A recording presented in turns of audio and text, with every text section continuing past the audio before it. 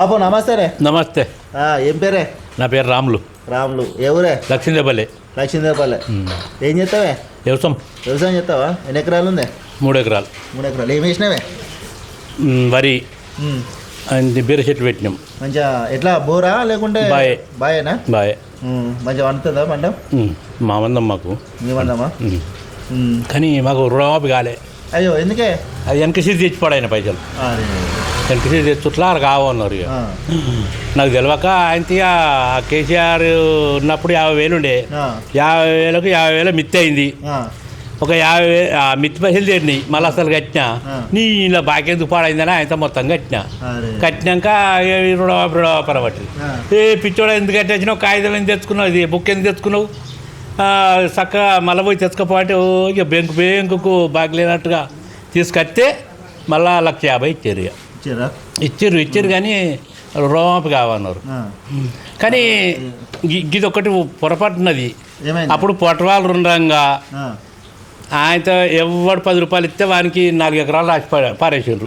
ఇప్పుడు నాకు 3 ఎకరాలు ఉన్నది, 5 ఎకరాలు ఉన్నది. 3 ఎకరాలే నా పేరు మీద ఉన్నది. అది అయితే లేదు. ఇప్పుడు పట్టవారు లేరు కదా, అది అయితే లేదు. ఇప్పుడు ఈ రైతు బంధు మొత్తం పనిచేస్తురుగా మంచిగా ఉండు గవర్నమెంట్ మొత్తం మరి కాదా? ఇప్పుడు నీకు 5 ఎకరాలు ఉండే 2 ఎకరాల పైసలే పడబట్టి ఇక ఒట్టిగా అర్ధ ఎకరం ఉన్నోనికి 4 ఎకరాల పైసలు పడుతున్నాయి. అది అందుకొరకు మొత్తం బంద్ చేస్తేనే మంచిగా ఉండు. ఈ రైతు బంధు బంద్ చేస్తే కరెక్ట్గా చేస్తురు. ఇప్పుడు రైతు బంధు పడడానికి ఎవరు సంతకం పెడతారా? మనకి జాగలేదు ఏం లేదు కానీ సంతకం పెడతలేడు వాడు.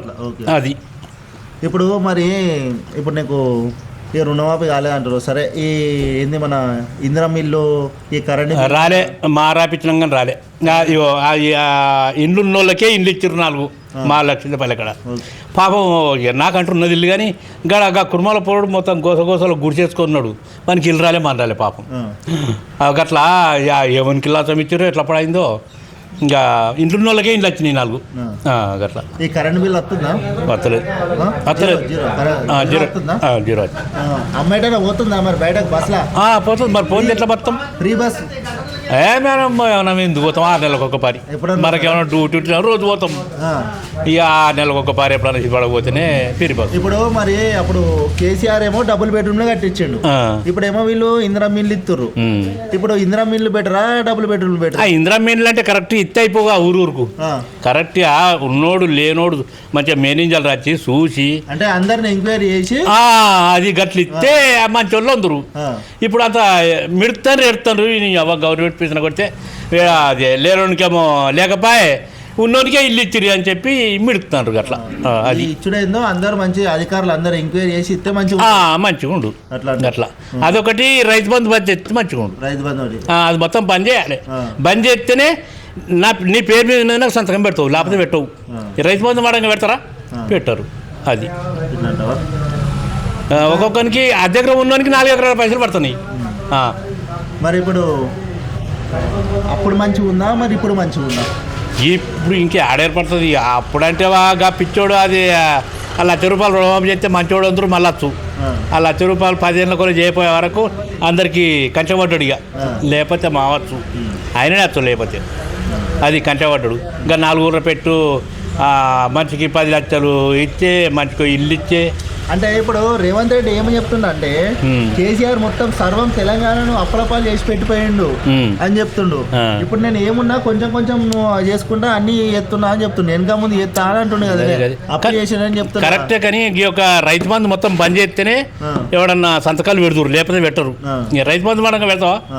అది బంద్ చేయాలి. బంద్ చేస్తేనే సైరకత్తారు, అంతా సైరకత్తారు. ఇప్పుడు జర మెల్లగా నడుతుంది, ప్రభుత్వం నడిపిస్తారు కదా. మంచిగా ఉందా పాలన? ఇప్పుడైతే మంచిగా అనిపిస్తుంది. మంచిగా ఉన్నది. మంచిగా ఉందా? మంచిగా ఉంది. కానీ ఇది ఒకటి బంద్ చేపిస్తే అయిపో రైతు బంధు. ఒక్కొక్కరికి 500 ఎకరాలు పెద్దోనికి వారికి వడబట్టే. ఇప్పుడు 5 ఎకరాల మందమే ఎత్తామంటారు. కానీ రైతు బంధు బంద్ చేస్తేనే. ఇప్పుడు కేసీఆర్ ఉన్నప్పుడు రైతు బంధు ఎన్నో ఎకరాలకు వేసింది కానీ అదే అప్పుడు వాళ్ళకే మత్తుగా ఎమ్మెల్యేలకు వాడు చేయబట్టే అది అయిపోయింది. రైతు బంధు చేయకపోతే ఇంకేమైనా చేయరాదా సాయం? ఇంకా మంచాలు పిరిగితుడు నీకు ఎంత ఉన్నది వ్యవసాయం బాయికాడికి వచ్చి రాసుకొని ఇక నీకు 2 ఎకరాలు 2 ఎకరాల మంది మంతంతో పిరిస్తే అయిపోవు. ఈ రైతు బంధు చేయాలనే ఉన్నది. అది రైతు బంధు కాక ఇంకేమైనా ఫ్రీ ఇస్తే ఫ్రీ ఇస్తే అయిపోవు అట్లా మన సంచులా రైతుకు మన సంచులా ఏదన్నా ఇది పుటాసా ఏదన్నా వ్యవసాయానికి సంబంధించింది గట్టిస్తే అయిపోవు. ఈ రైతు బంధు ఇచ్చుట్లా అంత ఘోరమవుతుంది.